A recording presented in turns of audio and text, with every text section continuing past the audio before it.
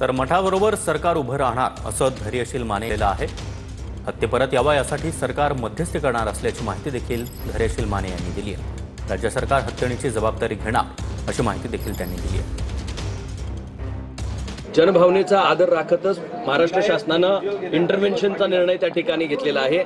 महाराष्ट्र शासनाच्या अधिकृतपणे याचा रिव्ह्यूचं काम त्या ठिकाणी करण्याच्या दृष्टिकोनातून मठाबरोबर महाराष्ट्र शासन यामध्ये जातं। याचं सगळ्यात मोठं काय कारण असेल तर ही लोकभावना आहे। लोकांनी घेतलेल्या ह्या लोक आग्रहास्तव शासनानं हे खऱ्या अर्थानं पॉझिटिव्ह पाऊल उचलण्याचा निर्णय त्या ठिकाणी घेतलाय आणि आदरणीय सुप्रीम कोर्टाकडे मठाबरोबर महाराष्ट्र शासन या ठिकाणी उभं राहते आणि हत्ती आपला परत यावा याच्यासाठी पार्टी म्हणून या ठिकाणी त्यामध्ये स्वतः इन्व्हॉल्व्ह होण्याचा निर्णय सन्माननीय मुख्यमंत्र्यांनी आता या ठिकाणी घेतला।